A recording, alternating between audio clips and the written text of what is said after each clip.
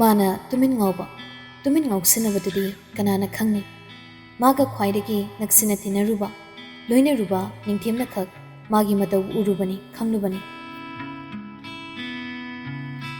aranba ningthemgi wai sunati pari ngausinari nisa makal kya sizinari mana khamba ngamdre ningthemna hairi khonjel pikthana gyan daba mina phate khangna ngausinar nisa sizinarapadi kanana sithingba khamba ngamde haidun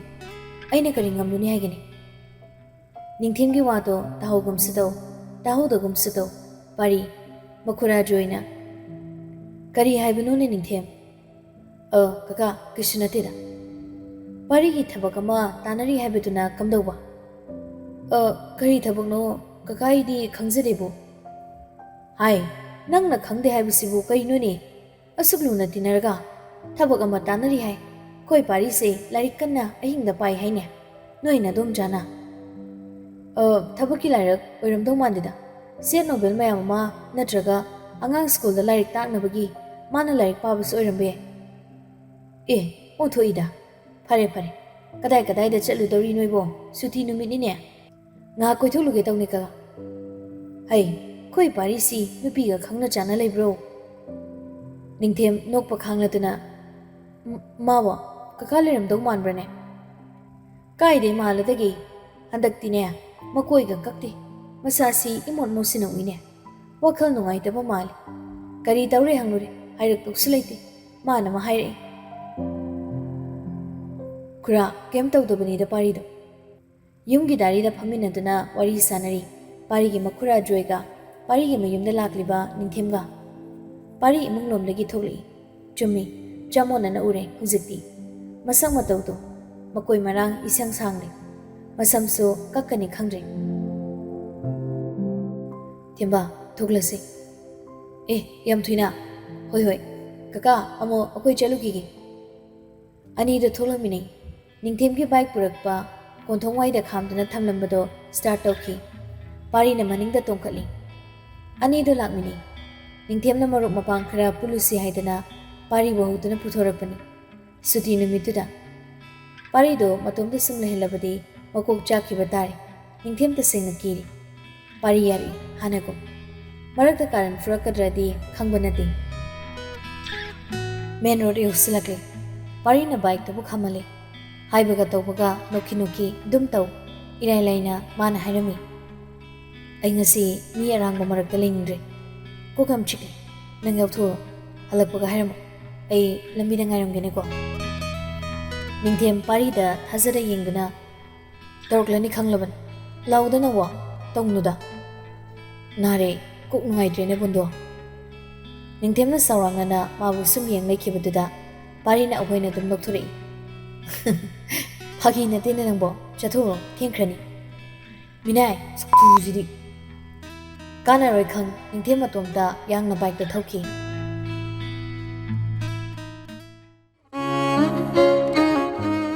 pari haira fianglamlaga mamai leiduna lakle main road tubu na theiramni mayim taba lambi romdani mana lakli bado lamlong leibatuda ngaklepi lamlong ahum phangba lambi maja ahum awang thangwa maike romda chatlagana magi mayim tagani maning thangwa maike da chatluragana mana oza oiba school da leibani aduga makha thangwa maike gi lambi maja du romda khara changsiluragana magi tamna khrabi madugi mayim leibani haina sapari di lamlong du da leptuna makha maike da khudani yingchaki masi su yengi magi hemagi maike pari no fetawna soli na yum homkrene nang aidi nangbu yeng nangbu thi nange maike se nungsibani da mikup jama lising hemagi maike yengluba pari gi meeting madi mapung bhararoi pumna makna khang lamin meeting duna khak thawoirudabani maning maike gi lambi school tabadu romda oina pari chumring lai school yobadaba khara wali lama khangda maliptuna leki oirom thangba lambi nakal du romda mana yenglubani hanakum mukuptudasu mapung di fadri nauriba gulbor pambi machado leiramni madom tarak kuire parina gulmorduki maikai yengudaba mabu senarudaba ngasidi nathaidana thambangamda makhongna thongna magi maikaida lakliba nathaiba hitaba parigi khongthang sing aduki maralni gulmor pamiromda khongkap amani changsiloi magi wakhalama nangbu karamneri aidi nangbu kawrage honari adubu ngamde nangbu kamdauri ani suba khongthang emagi khonjelama ninduna tahanbiri khoi mana hairiba aise khoi chegi manakta chalan khani haini aini yabiran chattaba yadi kain angam talaklan ai hita muchau aidi no yumdo ina laklan hekta chinsila daun ko khumdi aya mai haunabi nuga sumnai khri ahum suba khongthang thamoida magi mami hakchangda nangi mami thuithoibi aidi imai ba leidraba khoi khurana ibuk thapiduna laik taman biduna hingliban aduna sauru noi ima baba je hoina aiga khangna bayar aiga naksina bayar haina kha nangbu jeraklesu aibu jeraklesu nangna sauru asengman makoina hariba pumbadu taning de jo mi bu pangchai de ka chai baya badang kanam tana ai ta ma chauda dati chai baya ai leiri sidi nangidi kana ma wala ru ai leiri moini hinsan ya ro aida ai gini nang khak tane ta ma chau mapira ga jelagan thoi phagi dong aina wadauda aina kaptauda nang noina kaptaurabako taning de kisu adu maina nang ima baba leite haidana amukhan haina aina hina nungaite tamujo mapan thungi arang arak ta ngaw mayam se aide hinade yam hinade pari sor musang hundui golmor pami makhungdo yoramne magi wakhalde lepalaite pari nasu ayet papirudi mapung phadriba golmor pambi duda yanglak mideng duna haiki nangide kari wale aile ahum wakya malakhibe aigi punsi mami samkhiba machu hongkhibe adugu nangbudi aini senakhini ningsinghale nauna na haukraba mikup macha simuso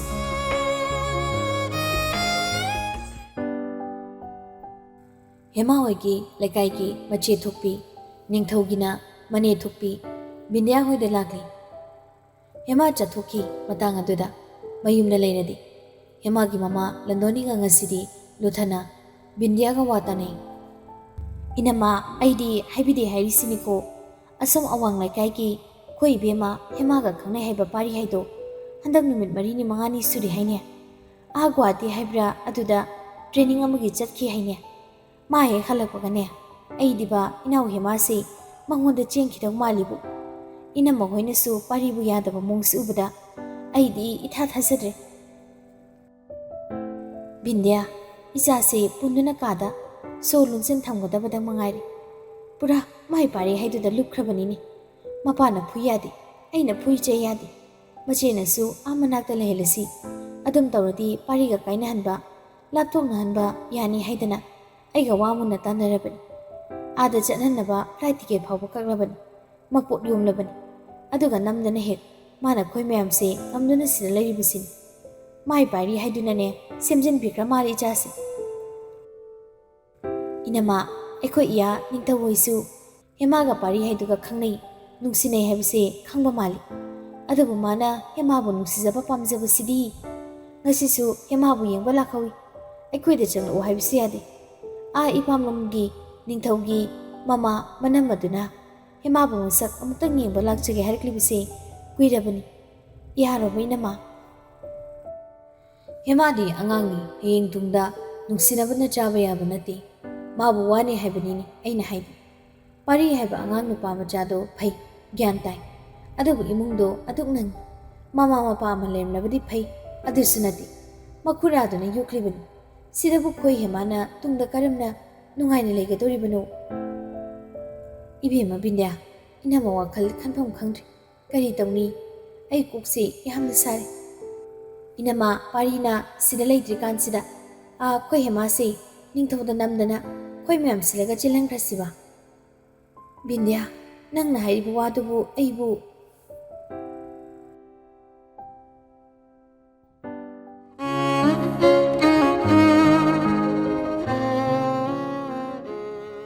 Hema ꯉꯁꯤꯗꯤ ꯈꯔ ꯊꯦꯡꯗꯣꯛꯈ꯭ꯔꯦ ꯃꯃꯥꯅ ꯉꯁꯤꯗꯤ ꯂꯥꯏ ꯊꯔꯣꯏ ꯊꯣꯡꯕꯗꯣ ꯆꯥꯅꯤꯡꯉꯦ ꯍꯥꯏꯗꯨꯅ ꯀꯩꯊꯦꯜꯔꯣꯝꯗ ꯆꯠꯂꯨꯕꯅꯤ ꯃꯇꯝ ꯈꯔ ꯑꯣꯏꯔꯦ ꯃꯥ ꯀꯤꯠ ꯁꯦꯟꯇꯔ ꯑꯃꯗ ꯊꯕꯛ ꯄꯨꯕꯅꯤ ꯁꯦꯟꯇꯔꯗꯨꯗꯒꯤ ꯊꯣꯛꯂꯛꯄꯒ ꯀꯩꯊꯦꯜꯗ ꯂꯥꯏ ꯊꯔꯣꯏ ꯀꯣꯏꯊꯤ ꯊꯤꯔꯤꯉꯩ ꯃꯌꯨꯝꯔꯣꯝꯗ ꯂꯥꯛꯄꯗ ꯌꯥꯝꯅ ꯊꯦꯡꯗꯣꯛꯈ꯭ꯔꯦ ꯑꯣꯇꯣꯗ ꯃꯌꯨꯝ ꯍꯜꯂꯛꯏ ꯄꯥꯔꯀꯤꯡꯗ ꯑꯣꯇꯣ ꯈꯥꯝꯂꯦ ꯚꯔꯥ ꯄꯤꯔꯝꯂꯦ ꯑꯗꯨꯒ ꯃꯥꯒꯤ ꯕꯦꯒ ꯃꯆꯥꯗꯨꯅꯦ ꯊꯔꯣꯏ ꯌꯥꯎꯕ ꯄ꯭ꯂꯥꯁꯇꯤꯛ ꯃꯌꯨꯝꯗꯨꯃꯒ ꯃꯌꯨꯝ ꯌꯧꯅꯕ ꯆꯠꯍꯧꯔꯒꯦ ꯍꯥꯏꯗꯅ ꯍꯥꯊꯨ ꯍꯥꯊꯨ ꯂꯥꯛꯏ ꯃꯥꯒꯤ ꯇꯥꯃꯣꯆꯧꯕꯨ ꯉꯁꯤꯗꯤ ꯌꯥꯝꯅ ꯅꯤꯡꯁꯤꯡꯂꯛꯏ ꯍꯦꯃꯥ ꯑꯗꯨꯅ ꯃꯌꯨꯝ ꯌꯧꯕ ꯉꯥꯏꯉꯝꯗꯅ ꯆꯠꯅ ꯕꯦꯒꯇꯒꯤ ꯃꯥꯒꯤ ꯐꯣꯟꯗꯣ ꯂꯧꯊꯣꯛꯇꯨꯅ ꯇꯥꯃꯣꯆꯧ ꯍꯥꯏꯅ ꯁꯦꯐ ꯇꯧꯔꯤꯕ ꯀꯟꯇꯦꯛꯇꯨꯗ ꯀꯣꯜ ꯇꯧꯁꯤꯜꯂꯤ ꯑꯗꯨꯕꯨ ꯀꯣꯜ ꯄꯥꯏꯔꯛꯇꯦ ꯃꯤꯅꯤꯠ ꯑꯃꯅꯤ ꯀꯥꯟꯅꯔꯒ ꯃꯦꯁꯦꯖ ꯑꯃ ꯊꯥꯔꯛꯏ ꯄꯥꯔꯤꯅ ꯏꯟꯇꯔꯚ꯭ꯌꯨ ꯌꯥꯎꯔꯛꯈꯤꯌꯦ ꯀꯣꯜ ꯄꯥꯏꯕ ꯌꯥꯗ꯭ꯔꯦ ꯊꯣꯏ ꯍꯦꯃꯥ ꯃꯣꯃꯣꯟ ꯇꯧꯅ ꯃꯦꯁꯦꯖ ꯍꯜꯂꯤ ꯑꯩ ꯉꯥꯏꯔꯝꯒꯦꯀꯣ ꯃꯥꯏ ꯄꯥꯛꯂꯛꯎ ꯃꯦꯁꯦꯖ ꯁꯤꯟ ꯇꯧꯈꯤ ꯔꯤꯄ꯭ꯂꯥꯏꯗꯤ ꯂꯥꯛꯇ꯭ꯔꯦ ꯍꯦꯃꯥ ꯐꯣꯟꯗꯣ ꯃꯥꯒꯤ ꯕꯦꯒꯇ ꯍꯥꯞꯆꯤꯟꯈꯤ ꯑꯗꯨꯒ ꯃꯌꯨꯝ ꯃꯥꯏꯀꯩꯗ ꯒꯝ ꯒꯝ ꯂꯥꯛꯂꯦ ꯃꯥꯕꯨ ꯇꯨꯡꯂꯣꯝꯗꯒꯤ ꯀꯧꯔꯛꯄ ꯃꯥꯜꯂꯦ ꯍꯥꯏꯅ ꯃꯃꯥꯏ ꯂꯩꯗꯨꯅ ꯌꯦꯡꯊꯣꯛꯂꯨꯏ ꯂꯩꯀꯥꯏꯒꯤ ꯃꯅꯝ ꯃꯊꯣꯛꯄꯤ ꯕꯤꯟꯗ꯭ꯌꯥ ꯑꯣꯏꯔꯝꯕꯗꯨꯗ ꯀꯔꯤ ꯇꯧꯕ ꯌꯥꯎꯔꯕꯅꯣ ꯈꯟꯗꯨꯅ ꯍꯦꯃꯥ ꯆꯪꯁꯤꯜꯂꯛꯏ ꯏꯅꯝꯃ ꯀꯩꯗꯧꯔꯒꯦ ꯏꯄꯥ ꯄꯥꯈꯠꯅ ꯎꯏ ꯕꯦꯝꯃ ꯍꯜꯂꯛꯄꯗ ꯉꯥꯏꯔꯤꯕ꯭ꯔꯣ ꯅꯪꯕꯣ ꯉꯁꯤꯗꯤ ꯀꯩꯊꯦꯜꯂꯣꯝꯗꯁꯨ ꯆꯪꯂꯨꯕꯅꯤ ꯈꯔ ꯊꯦꯡꯗꯣꯛꯈ꯭ꯔꯦ ꯑꯩꯈꯣꯏ ꯐꯥꯎꯗ ꯆꯠꯂꯨꯁꯤꯔ ꯅꯪꯕꯨ ꯏꯅꯝꯃ ꯀꯩꯗꯧꯕ ꯌꯥꯎꯒꯦ ꯑꯇꯩ ꯅꯠꯇꯦꯗ ꯅꯃꯥꯅ ꯀꯨꯏꯔꯦ ꯐꯤ ꯑꯃ ꯂꯧꯒꯦ ꯍꯥꯏꯕꯅꯤ ꯑꯩꯅ ꯉꯁꯥꯏ ꯐꯤꯗꯣ ꯀꯛꯂꯦ ꯅꯃꯥꯅ ꯍꯪꯆꯤꯠ ꯂꯨꯍꯣꯡꯕ ꯂꯩ ꯑꯗ ꯐꯤꯗꯨ ꯏꯟꯅꯤ ꯍꯥꯏꯅꯦ ꯑꯃꯨꯛꯇꯅꯦ ꯅꯪꯅ ꯄꯨꯀꯣꯁꯦ ꯑꯩꯅ ꯑꯃꯨꯛ ꯊꯤꯜꯂꯛꯄ ꯍꯥꯏꯗꯨꯅꯅꯦ ꯐꯔꯛ ꯇꯥꯔꯅꯤ ꯂꯥꯎꯅꯦ ꯅꯪꯕꯣ ꯍꯣꯏ ꯏꯅꯝꯃ ꯍꯦꯃꯥ ꯃꯌꯨꯝ ꯃꯀꯩ ꯅꯥꯊꯩꯗꯨꯅ ꯃꯅꯝꯃ ꯕꯤꯟꯗ꯭ꯌꯥ ꯍꯣꯏꯔꯣꯝꯗ ꯑꯣꯏꯅ ꯂꯥꯛꯃꯤꯟꯅꯩ ꯕꯦꯝꯃ ꯕꯤꯟꯗ꯭ꯌꯥꯅ ꯃꯔꯥꯏꯕꯛꯇ ꯃꯈꯨꯠꯅ ꯅꯝꯗꯨꯅ ꯁꯣꯜꯂꯤ ꯕꯦꯝꯃ ꯀꯣꯛꯁꯦ ꯆꯤꯛꯄꯅ ꯏꯅꯝꯃꯁꯦ ꯌꯥꯗ꯭ꯔꯦ ꯃꯤꯠ ꯁꯣꯛꯂꯕ ꯀꯩꯅꯣꯝ ꯇꯧꯔꯤ ꯐꯤ ꯁꯥꯕꯁꯨ ꯂꯦꯞꯄꯣ ꯍꯥꯏꯔꯕꯅꯤ ꯑꯩꯅ ꯄꯥꯝꯖꯕꯒꯤ ꯍꯦꯛ ꯁꯥꯔꯕꯅꯤ ꯑꯁ ꯀꯣꯛꯁꯦ ꯉꯁꯤꯗꯤ ꯍꯥꯏꯒꯠꯄ ꯐꯥꯎ ꯉꯝꯁꯤꯜꯂꯛꯇ꯭ꯔꯦꯍꯦ इनमा मिट्टो अमुक्ता चेक तौथुना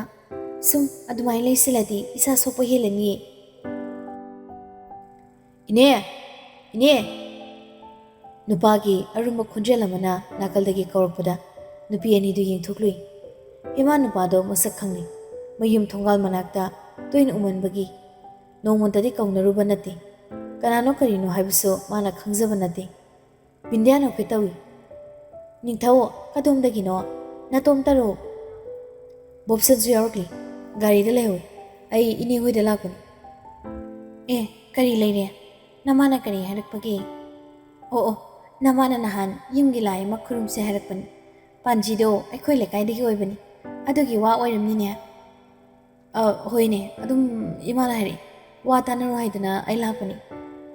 फरे आइसु युमलोमदा चंगलिबनी लाव पुन्ना चंख्रसिको इने गारी यावरी असिदा पुन्ना चंख्रसिरा याइने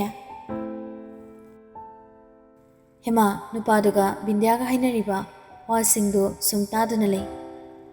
नुपादुदा अहानबा उबदा अमुक्तंग येंगनबदगी अमुक हंसिनदि येंगलुद्रे मागी फोनदो अमुक लौथोक्तुना येंगलुई मागी तामोचोगी मपाव लाक्प्रा हाइना लाक्ते बिंद्याना हेमादा ओनसिलक्तुना बेमा लाव युम यौगदबसु खरा वाली नंग दादाना गारीसिदा पुन्ना युमलोमदा चंगमिनाख्रसिको सिना थुरनी कोक्सिना मारोल अमा चिकपने लावने नंगबो हेमा कैसु खलुदना बिंद्याना हाइबे यारे पुन्ना गारी मनिंगी सिट्टा बिंद्यागा फमिनी बोबसना गारी थवी निंथौना ममांगदा फमनी बिंद्याना हेमादा येंगलई काय नंगे मायुमदो आई पाइबिगे लुमलमननी बेगदुसु पाइबिरगेसे करीनोने नंगिसिबो इमाना लाई थरोय चानिंग हाइबगी आइना कैथेलदगी लेरकपनी चे बिंद्याना हाथु हाथु हारी गारी थौबा हरमदाइदुदा हाइमा आइदे काउरेदना लमलोंगी दुकानदगी थुम पिकेट अमता लेरखिगे असिदा लेरि कुइरकलोइसे इबुंगो नोय गारीसे अमुक्ता लेसिलगा खामगेरा गारी खामी बिंद्या गारीदगी फटकुमखी ꯍꯦꯃꯥꯒꯤ ꯕꯦꯒ ꯊꯔꯣꯏ ꯃꯌꯨꯝꯗꯨꯃꯁꯨ ꯄꯥꯏꯈ꯭ꯔꯦ꯫ ꯍꯦꯃꯥ ꯏꯀꯥ ꯇꯧꯅ ꯂꯥꯍꯧꯏ꯫ "ꯏꯅꯝꯃ, ꯏꯅꯝꯃ, ꯑꯩꯁꯨ ꯂꯥꯛꯀꯦ"꯫ ꯍꯦꯃꯥ ꯊꯨꯅ ꯒꯥꯔꯤꯒꯤ ꯊꯣꯡ ꯍꯥꯡꯒꯦ ꯍꯣꯠꯅꯩ, ꯑꯗꯨꯕꯨ ꯉꯝꯗ꯭ꯔꯦ, ꯂꯣꯛ ꯇꯧꯁꯟꯈ꯭ꯔꯦ꯫ ꯒꯥꯔꯤꯗꯨꯁꯨ ꯊꯧꯕ ꯍꯧꯔꯝꯂꯦ, ꯃꯃꯥꯏ ꯂꯩꯗꯨꯅ꯫ ꯍꯦꯃꯥ ꯆꯤꯡꯉꯅ ꯍꯥꯊꯨ ꯆꯦꯟꯆꯠ ꯆꯠꯈ꯭ꯔꯤꯕ ꯕꯤꯟꯗ꯭ꯌꯥꯗ ꯌꯦꯡꯍꯧꯏ꯫ ꯑꯃꯨꯛ ꯊꯨꯅ ꯃꯃꯥꯡꯒꯤ ꯁꯤꯠꯇ ꯐꯝꯂꯤꯕ ꯅꯤꯡꯊꯧ ꯕꯣꯕꯁꯟꯗ ꯌꯦꯡꯂꯛꯏ꯫ ꯃꯥꯅ ꯋꯥ ꯍꯥꯏꯕ ꯅꯪꯗ꯭ꯔꯤꯉꯩ ꯅꯤꯡꯊꯧ ꯃꯃꯥꯏ ꯂꯩꯁꯤꯜꯂꯛꯏ꯫ "ꯂꯥꯟꯅ ꯈꯟꯒꯅꯨ, ꯆꯝꯅ ꯋꯥꯔꯤ ꯑꯃꯇ ꯁꯥꯔꯨꯁꯤꯗꯧꯅꯤ"꯫ ꯍꯦꯃꯥ ꯒ꯭ꯌꯥꯟ ꯃꯦꯟ ꯇꯥꯗꯗꯨꯅ "ꯀꯔꯤꯅꯣ? ꯒꯥꯔꯤ ꯈꯥꯝꯕꯤꯌꯨ, ꯀꯩꯅꯣ ꯇꯧꯔꯤꯁꯤꯕꯣ"꯫ "ꯀꯤꯒꯅꯨ, ꯄꯥꯈꯠꯀꯅꯨ, ꯆꯝꯅ ꯁꯨꯝ ꯋꯥꯔꯤ ꯑꯃꯇ"꯫ "ꯇꯥꯅꯤꯡꯗꯦ, ꯏꯅꯝꯃ ꯕꯤꯟꯗ꯭ꯌꯥꯅ ꯇꯧꯔꯝꯂꯤꯁꯤ ꯀꯩꯅꯣ? ꯅꯪ ꯀꯅꯥꯅꯣ? ꯍꯥ? ꯒꯥꯔꯤꯁꯦ ꯈꯥꯝꯃꯨ, ꯈꯥꯝꯃꯨ ꯍꯥꯏꯕꯅꯤ"꯫ ꯅꯤꯡꯊꯧꯒꯤ ꯃꯇꯧꯗꯤ ꯑꯍꯣꯡꯕ ꯂꯩꯇ꯭ꯔꯤ꯫ "ꯍꯦꯃꯥ, ꯇꯞꯊꯈꯣ, ꯀꯤꯒꯅꯨ, ꯑꯁ꯭ꯋꯥꯏꯐꯥꯎꯗꯅꯤ"꯫ ꯍꯦꯃꯥ ꯅꯤꯡꯊꯧꯒꯤ ꯋꯥꯗꯣ ꯇꯥꯗꯦ꯫ ꯎꯐꯨꯜ ꯊꯥꯡꯂꯕ ꯂꯝꯕꯤꯗꯨꯗ ꯀꯅꯥꯁꯨ ꯍꯟꯅ ꯌꯦꯡꯂꯝꯗꯕ ꯕꯣꯕꯁꯟꯅ ꯇꯨꯃꯤꯟ ꯒꯥꯔꯤꯗꯨ ꯌꯥꯡꯅ ꯊꯧꯈ꯭ꯔꯦ꯫ ꯋꯤꯟꯗꯣ ꯒ꯭ꯂꯥꯁꯁꯤꯡꯗꯨꯁꯨ ꯇꯤꯟꯇꯦꯠ ꯑꯣꯏꯕꯅ ꯍꯦꯃꯥꯅ ꯃꯅꯨꯡꯗ ꯐꯤꯗꯤꯡ ꯆꯣꯡꯂꯁꯨ ꯃꯄꯥꯟꯂꯣꯝꯗꯒꯤ ꯀꯅꯥꯅꯁꯨ ꯎꯕꯤꯗ꯭ꯔꯦ꯫ ꯀꯣꯏꯂꯥꯎ ꯂꯥꯎꯗꯨꯅ ꯀꯟꯕꯤꯌꯨ ꯍꯥꯏꯅ ꯂꯥꯎꯖꯔꯕꯁꯨ ꯀꯅꯥꯅꯁꯨ ꯃꯥꯒꯤ ꯃꯤꯔꯥꯎꯈꯣꯜ ꯇꯥꯕꯤꯗ꯭ꯔꯦ꯫ ꯎꯄꯥꯏ ꯂꯩꯇꯦ ꯍꯦꯃꯥ꯫ ꯍꯦꯃꯥꯔꯣꯝꯗ ꯅꯤꯡꯊꯧ ꯇꯣꯏꯅ ꯌꯦꯡꯂꯛꯏ, ꯋꯥꯍꯩ ꯑꯃꯗꯤ ꯍꯥꯏꯔꯛꯈꯤꯗ꯭ꯔꯦ꯫ ꯍꯦꯃꯥ ꯎꯄꯥꯏ ꯂꯩꯔꯛꯇ꯭ꯔꯗꯨꯅ ꯑꯣꯛ ꯈꯣꯡꯅ ꯀꯞꯂꯛꯂꯤ꯫ ꯍꯧꯖꯤꯛꯇꯗ ꯒ꯭ꯌꯥꯟ ꯇꯥꯔꯛꯏ꯫ ꯕꯤꯟꯗ꯭ꯌꯥꯅ ꯁꯤꯟꯗꯨꯅ ꯃꯥꯕꯨ ꯅꯝꯗꯅ ꯅꯨꯄꯥ ꯃꯃꯤꯡ ꯐꯥꯎꯕ ꯈꯪꯗꯕꯁꯤꯗ ꯄꯤꯊꯣꯛꯂꯤꯕꯅꯤ꯫ ꯅꯠꯇ꯭ꯔꯗꯤ ꯀꯔꯤ ꯑꯣꯏꯅꯤ? ꯃꯥꯃꯛꯀꯤ ꯃꯃꯥꯅ ꯊꯧꯔꯥꯡ ꯑꯁꯤ ꯕꯤꯟꯗ꯭ꯌꯥꯒ ꯄꯨꯟꯅ ꯁꯤꯟꯗꯨꯅ ꯃꯥꯕꯨ ꯃꯈꯣꯏꯗ ꯂꯥꯡ ꯊꯨꯍꯜꯂꯛꯏꯕ꯭ꯔꯥ? ꯍꯦꯃꯥ ꯈꯟꯐꯝ ꯈꯪꯗ꯭ꯔꯦ, ꯇꯧꯐꯝ ꯈꯪꯗ꯭ꯔꯦ꯫ ꯀꯞꯄ ꯅꯠꯇꯅ ꯎꯄꯥꯏ ꯂꯩꯇ꯭ꯔꯦ꯫ ꯃꯥꯒꯤ ꯐꯣꯟ ꯌꯥꯎꯕ ꯕꯦꯒꯁꯨ ꯕꯤꯟꯗ꯭ꯌꯥꯅ ꯄꯨꯈ꯭ꯔꯦ꯫ ꯃꯥ ꯎꯄꯥꯏ ꯂꯩꯇ꯭ꯔꯦ, ꯃꯇꯣꯝꯇ ꯁꯤꯖꯒꯗꯕꯇ ꯉꯥꯏꯔꯦ꯫ ꯉꯥꯏꯍꯥꯛ ꯒꯥꯔꯤꯗꯨ ꯊꯧꯔꯛꯂꯒ ꯈꯥꯝꯂꯦ꯫ ꯕꯣꯕꯁꯟꯅ ꯒꯥꯔꯤꯗꯒꯤ ꯀꯨꯝꯊꯈꯤꯗꯨꯅ ꯒꯦꯠ ꯑꯃꯒꯤ ꯃꯅꯨꯡꯂꯣꯝꯗ ꯊꯧꯖꯤꯟꯈ꯭ꯔꯦ꯫ ꯒꯥꯔꯤꯗꯨ ꯈꯥꯝꯈ꯭ꯔꯦ, ꯕꯣꯕꯁꯟ ꯀꯨꯝꯊꯈ꯭ꯔꯦ, ꯑꯗꯨꯒ ꯒꯦꯠꯇꯣ ꯑꯃꯨꯛ ꯂꯣꯟꯁꯤꯟꯈꯤ꯫ ꯍꯦꯃꯥ ꯀꯣꯏꯂꯩ ꯂꯩꯗꯨꯅ ꯌꯦꯡꯖꯩ꯫ ꯃꯄꯤ ꯇꯥꯅ ꯃꯤꯂꯨ ꯑꯅꯤꯃꯛ ꯆꯣꯠꯁꯤꯟꯈꯤꯕꯅ ꯎꯔꯨꯕ ꯃꯥꯏꯀꯩ ꯈꯨꯗꯤꯡ ꯃꯌꯦꯛ ꯁꯦꯡꯂꯛꯇ꯭ꯔꯦ꯫ ꯃꯊꯣꯜ ꯑꯃꯒꯤ ꯌꯨꯝ ꯑꯣꯏꯒꯅꯤ ꯑꯃ ꯎꯏ꯫ ꯅꯤꯡꯊꯧ ꯒꯥꯔꯤꯗꯒꯤ ꯀꯨꯝꯊꯈꯤ꯫ ꯃꯅꯤꯡꯒꯤ ꯊꯣꯡꯗꯣ ꯍꯥꯡꯗꯣꯛꯂꯒ ꯃꯁꯥ ꯅꯣꯟꯊ ꯍꯦꯃꯥꯗ ꯌꯦꯡꯂꯛꯏ꯫ ꯁꯤꯠꯀꯤ ꯀꯥꯆꯤꯜꯋꯥꯏꯗ ꯍꯦꯃꯥ ꯀꯞꯇꯨꯅ ꯀꯤꯅ ꯃꯁꯥ ꯇꯥꯁꯤꯟꯗꯨꯅ ꯐꯝꯂꯤ꯫ "ꯃꯅꯨꯡꯗ ꯆꯪꯁꯤ ꯍꯦꯃꯥ"꯫ "ꯇꯥꯅꯤꯡꯗꯦ, ꯀꯥꯏꯗꯅꯣ ꯑꯩꯕꯨ ꯅꯣꯏꯅ ꯄꯨꯔꯛꯂꯤꯕꯁꯦ? ꯑꯩꯅ ꯌꯥꯅꯤ ꯈꯟꯕ꯭ꯔꯥ? ꯑꯁꯨꯛ ꯐꯠꯇꯕ ꯅꯈꯣꯏ ꯃꯌꯥꯝ ꯃꯥꯟꯅꯔꯒ ꯑꯩꯕꯨ ꯃꯥꯡꯍꯟꯒꯦ ꯁꯤꯟꯕ? ꯑꯩꯅ ꯑꯃꯨꯛꯐꯥꯎ ꯅꯪꯕꯨ ꯃꯥꯡꯍꯟꯒꯦ ꯍꯥꯏꯅ ꯋꯥꯈꯜꯗꯐꯥꯎ ꯈꯟꯈꯤꯕ ꯂꯩꯇꯦ꯫ ꯍꯦꯃꯥ, ꯑꯩꯕꯨ ꯀꯤꯒꯅꯨ"꯫ "ꯇꯥꯅꯤꯡꯗꯦ, ꯑꯩ ꯌꯨꯝꯗ ꯆꯠꯀꯦ, ꯑꯩ ꯌꯨꯝꯗ ꯆꯠꯀꯦ"꯫ "ꯌꯥꯔꯣꯏ, ꯑꯗꯨꯗꯤ ꯌꯥꯔꯣꯏꯅꯦ ꯍꯦꯃꯥ"꯫ "ꯇꯥꯅꯤꯡꯗꯦ, ꯍꯟꯗꯣꯛꯑꯣ, ꯑꯩꯕꯨ ꯊꯥꯗꯣꯛꯑꯣ"꯫ "ꯏꯕꯥꯅꯤꯒꯤ ꯄꯟꯊꯨꯡ ꯑꯣꯏꯒꯗꯕ ꯅꯨꯃꯤꯠꯅꯤ ꯉꯁꯤꯅ"꯫ "ꯍꯣꯏ, ꯑꯩ ꯅꯪꯉꯣꯟꯗ ꯃꯤꯅꯝꯈ꯭ꯔꯦ, ꯑꯩ ꯂꯥꯟꯈ꯭ꯔꯦ꯫ ꯏꯅꯦ ꯕꯤꯟꯗ꯭ꯌꯥꯅ ꯑꯩꯒꯤ ꯃꯇꯦꯡ ꯄꯥꯡꯈꯤꯕꯅꯤ, ꯃꯥꯗꯤ ꯂꯥꯟꯈꯤꯕ ꯅꯠꯇꯦ꯫ ꯑꯩꯅ ꯍꯥꯏꯖꯃꯟꯕꯒꯤ ꯏꯅꯦꯅ ꯑꯩꯒꯤ ꯃꯇꯦꯡ ꯄꯥꯡꯈꯤꯕꯅꯤ, ꯑꯩꯅ ꯂꯣꯏꯅ ꯂꯥꯟꯕꯅꯤ"꯫ "ꯑꯩ ꯌꯨꯝꯗ ꯆꯠꯀꯦ, ꯅꯪ ꯀꯅꯥꯅꯣ ꯀꯔꯤꯅꯣ ꯑꯩ ꯈꯪꯗꯦ, ꯑꯩꯕꯨ ꯊꯥꯗꯣꯛꯄꯤꯌꯨ"꯫ "ꯁꯦ, ꯗꯗꯥ, ꯑꯩꯕꯨ ꯊꯥꯗꯣꯛꯄꯤꯌꯨꯕ"꯫ ꯅꯤꯡꯊꯧ ꯍꯦꯃꯥꯅ ꯀꯞꯂꯤꯕꯗꯨꯗ ꯅꯨꯡꯉꯥꯏꯇꯅ ꯌꯦꯡꯗꯨꯅ ꯍꯥꯏꯔꯛꯏ꯫ "ꯍꯦꯃꯥ, ꯑꯍꯥꯟꯕ ꯅꯪꯕꯨ ꯎꯈꯤꯕ ꯃꯤꯀꯨꯞꯇꯒꯤ ꯑꯩ ꯅꯪꯕꯨ ꯅꯨꯡꯁꯤ, ꯌꯥꯝ ꯅꯨꯡꯁꯤ꯫ ꯃꯗꯨꯒꯤꯅꯤ ꯐꯤꯔꯦꯞꯁꯤ ꯑꯩꯅ ꯂꯧꯈꯤꯕ꯫ ꯑꯩꯅ ꯋꯥꯔꯛꯀꯦ ꯍꯥꯏꯔꯁꯨ ꯅꯪꯒꯤ ꯑꯄꯥꯝꯕꯅꯤ꯫ ꯉꯁꯤꯗꯤ ꯏꯅꯥꯛꯇ ꯅꯪꯕꯨ ꯊꯦꯝꯂꯒꯦ ꯈꯜꯂꯤ꯫ ꯑꯩ ꯂꯥꯟꯈ꯭ꯔꯦ, ꯌꯥꯝ ꯂꯥꯟꯈ꯭ꯔꯦ"꯫ "ꯑꯉꯥꯎꯕ, ꯅꯪ ꯀꯅꯥꯅꯣ? ꯀꯔꯤꯅꯣ? ꯑꯩ ꯈꯪꯗꯦ, ꯑꯩ ꯈꯪꯅꯤꯡꯗꯦ꯫ ꯁꯦ, ꯑꯗꯨꯝꯕ ꯋꯥꯗꯣ ꯑꯩ ꯇꯥꯅꯤꯡꯗꯦ꯫ ꯀꯩꯅꯣ ꯅꯣꯏ ꯃꯌꯥꯝ ꯆꯪꯗꯅ ꯉꯁꯤ ꯇꯧꯔꯤꯕꯁꯤꯡꯁꯦ? ꯁꯦ, ꯍꯟꯗꯣꯛꯑꯣ, ꯑꯩ ꯌꯨꯝꯗ ꯆꯠꯀꯦ, ꯏꯇꯣꯝꯇ ꯆꯠꯆꯈꯤꯒꯦ"꯫ ꯍꯦꯃꯥ ꯃꯁꯥꯗꯣ ꯀꯞꯃꯟꯕꯅ ꯁꯣꯔ ꯐꯖꯅ ꯍꯣꯟꯕ ꯐꯥꯎꯕ ꯉꯝꯁꯤꯜꯂꯛꯇ꯭ꯔꯦ꯫ ꯃꯥ ꯀꯔꯤ ꯇꯧꯒꯅꯤ ꯈꯪꯂꯛꯇ꯭ꯔꯦ꯫ ꯃꯈꯨꯠ ꯑꯅꯤꯅ ꯃꯀꯣꯛꯇ, ꯃꯁꯝꯗ ꯒ꯭ꯌꯥꯟ ꯃꯦꯟ ꯇꯥꯗ ꯄꯥꯏꯁꯤꯟꯗꯨꯅ ꯂꯩꯖꯩ꯫ ꯅꯤꯡꯊꯧꯅ ꯃꯁꯥꯗꯣ ꯍꯦꯟꯅ ꯆꯤꯡꯁꯤꯟꯈꯤꯗꯨꯅ "ꯍꯦꯃꯥ, ꯑꯃꯨꯛꯇ ꯇꯞꯊꯈꯣꯕꯁꯦ, ꯅꯁꯥ ꯁꯣꯛꯄ ꯇꯥꯔꯦ, ꯅꯪ ꯀꯞꯃꯟꯈ꯭ꯔꯦ"꯫ ꯃꯥꯅ ꯍꯥꯏꯖꯕ ꯄꯨꯝꯕ ꯅꯨꯄꯥꯗꯨꯅ ꯇꯥꯕꯤꯗ꯭ꯔꯤ꯫ ꯍꯦꯃꯥ ꯎꯄꯥꯏ ꯂꯩꯇ ꯏꯃꯥ ꯀꯧꯗꯨꯅ ꯑꯣꯛ ꯈꯣꯡꯅ ꯀꯞꯂꯤ꯫ ꯃꯃꯥꯃꯛꯅ ꯃꯥꯕꯨ ꯃꯤꯅꯝꯕꯗ ꯌꯥꯎꯔꯝꯒꯅꯤ ꯈꯪꯂꯁꯨ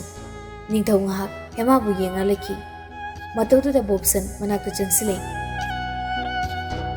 "ꯍꯩ ꯅꯤꯡꯊꯧ, ꯌꯥꯗꯧꯔꯤꯕ꯭ꯔꯣ ꯅꯪꯒꯤꯁꯤꯕꯣ? ꯒꯥꯔꯤꯗꯩ ꯐꯥꯎ ꯀꯨꯝꯊꯔꯛꯎ ꯌꯥꯗꯦ, ꯀꯝꯗꯧꯅꯤ ꯁꯤꯗꯤ? ꯃꯌꯨꯝꯗ ꯊꯤꯟꯗꯣꯛꯈ꯭ꯔꯁꯤꯔꯣ"꯫ "ꯌꯥꯔꯣꯏ ꯕꯣꯕꯁꯟ, ꯑꯩꯅ ꯉꯝꯅꯕ ꯊꯦꯝꯒꯦ"꯫ ꯌꯥꯗꯧ ꯃꯥꯟꯗꯦꯅꯦ ꯌꯥꯅꯤ ꯕꯣꯞꯁꯟ ꯊꯦꯡꯛꯁ ꯑꯩꯒꯤ ꯃꯇꯦꯡ ꯄꯥꯡꯕꯤꯕꯒꯤ ꯉꯁꯤꯗꯤ ꯅꯨꯄꯤ ꯆꯦꯜ ꯈꯔ ꯂꯩꯔꯒ ꯑꯩꯈꯣꯏ ꯃꯌꯥꯝ ꯍꯔꯥꯎꯕ ꯐꯣꯡꯗꯣꯛꯄ ꯑꯣꯏꯅ ꯄꯨꯟꯈꯤꯁꯤ ꯊꯦꯡꯛꯁ ꯕ꯭ꯔꯣ ꯅꯨꯄꯥ ꯑꯅꯤꯗꯣ ꯂꯦꯡꯒꯣꯟꯅꯩ ꯕꯣꯞꯁꯟꯗꯤ ꯒ꯭ꯌꯥꯟ ꯃꯦꯟ ꯑꯃ ꯇꯥꯗ꯭ꯔꯦ ꯍꯦꯃꯥꯒꯤ ꯃꯇꯧꯗꯨ ꯎꯕꯗ ꯑꯗꯨꯕꯨ ꯃꯔꯨꯞꯀꯤ ꯃꯇꯦꯡ ꯄꯥꯡꯂꯤꯕꯅꯤ ꯈꯜꯂꯗꯨꯅ ꯅꯤꯡꯊꯧꯕꯨ ꯈꯥꯝꯂꯨꯕꯁꯨ ꯌꯥꯔꯣꯏ ꯈꯪꯕꯅ ꯈꯥꯝꯗ꯭ꯔꯤ ꯅꯤꯡꯊꯧ ꯍꯦꯃꯥꯅ ꯀꯞꯄ ꯂꯦꯞꯄꯨ ꯌꯥꯗ꯭ꯔꯕꯗ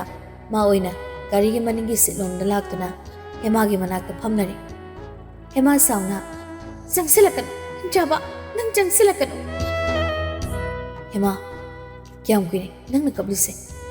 ꯑꯩꯅ ꯃꯤ ꯊꯦꯝꯕꯁꯨ ꯍꯩꯇꯦ ꯃꯁꯥꯒꯤ ꯑꯣꯏꯅ ꯑꯗꯨꯕꯨ ꯅꯪꯕꯨꯗꯤ ꯀꯞꯍꯟꯅꯤꯡꯗꯦ ꯁꯦ ꯀꯞꯂꯤꯗꯣ ꯐꯔꯣꯕ ꯑꯩ ꯀꯩꯁꯨ ꯇꯧꯔꯣꯏ ꯇꯥꯅꯤꯡꯗꯦ ꯑꯩ ꯌꯨꯝꯗ ꯍꯟꯒꯦ ꯅꯪꯅ ꯉꯁꯤ ꯉꯝꯗꯨꯅ ꯑꯩꯕꯨ ꯆꯦꯜꯂꯁꯨ ꯑꯩꯅ ꯌꯥꯅꯤ ꯈꯟꯕ꯭ꯔꯥ ꯅꯪꯒꯤ ꯅꯅꯥꯛꯇ ꯂꯩꯕ ꯍꯥꯏꯕꯗꯨꯗꯤ ꯑꯣꯏꯊꯣꯛꯇꯕꯅꯤ ꯁꯤ ꯅꯪꯅ ꯈꯪꯉꯨ ꯑꯩꯒꯤꯁꯨ ꯅꯨꯡꯁꯤꯅꯕ ꯂꯩꯖꯩ ꯊꯋꯥꯏꯗꯒꯤꯁꯨ ꯍꯦꯟꯅ ꯅꯨꯡꯁꯤꯖꯕ ꯃꯥ ꯑꯩꯒꯤ ꯇꯥꯃꯣꯆꯧ ꯂꯩꯖꯩ ꯁꯤ ꯗꯗꯥ ꯑꯩꯕꯨ ꯅꯆꯟꯃꯛꯅꯤ ꯈꯟꯕꯤꯌꯨꯕ ꯑꯩꯒꯤ ꯇꯥꯃꯣꯆꯧꯒꯤ ꯃꯅꯥꯛꯇ ꯆꯠꯀꯦ ꯑꯩꯕꯨ ꯊꯥꯗꯣꯛꯄꯤꯌꯨ ꯅꯤꯡꯊꯧ ꯋꯥꯍꯩ ꯑꯃ ꯍꯥꯏꯗꯦ ꯍꯦꯃꯥꯗ ꯃꯨꯟꯅ ꯌꯦꯡꯂꯤ ꯃꯤꯠꯌꯦꯡꯗꯨꯅ ꯃꯤꯀꯨꯞ ꯈꯨꯗꯤꯡ ꯍꯥꯏꯔꯤ ꯅꯪꯕꯨꯗꯤ ꯊꯥꯗꯣꯛꯂꯔꯣꯏ ꯊꯪꯅꯕ ꯃꯤꯀꯨꯞꯇ ꯍꯦꯃꯥꯕꯨ ꯌꯦꯡꯗꯨꯅ ꯂꯩꯕꯇꯅ ꯄꯦꯜꯂꯛꯇ꯭ꯔꯕ꯭ꯔꯥ ꯍꯦꯃꯥꯒꯤ ꯈꯨꯗꯥꯡ ꯇꯥ ꯄꯥꯏꯈꯤ ꯃꯥꯔꯣꯝꯗ ꯈꯪꯆꯤꯡ ꯆꯤꯡꯁꯤꯟ ꯍꯦꯃꯥꯕꯨ ꯃꯊꯥꯗ ꯆꯤꯡꯁꯤꯟ ꯆꯦꯠꯅ ꯀꯣꯟꯁꯤꯟ ꯊꯝꯈꯤ ꯍꯦꯃꯥ ꯅꯤꯡꯊꯧꯒꯤ ꯃꯅꯒꯟꯅ ꯊꯕꯥꯛꯇ ꯃꯈꯨꯠ ꯑꯅꯤꯅ ꯀꯟꯅ ꯊꯥꯖꯤꯜꯂꯤ ꯐꯨꯖꯤꯜꯂꯤ ꯑꯗꯨꯕꯨ ꯅꯤꯡꯊꯧꯅ ꯃꯥꯕꯨ ꯊꯥꯗꯣꯛꯂꯔꯣꯏ ꯃꯇꯥꯒꯨꯝꯅ ꯑꯗꯨꯃꯛ ꯀꯣꯟꯁꯤꯟꯗꯨꯅ ꯊꯝꯈ꯭ꯔꯦ ꯍꯦꯃꯥ ꯃꯥꯒꯤ ꯎꯄꯥꯏ ꯂꯩꯇꯦ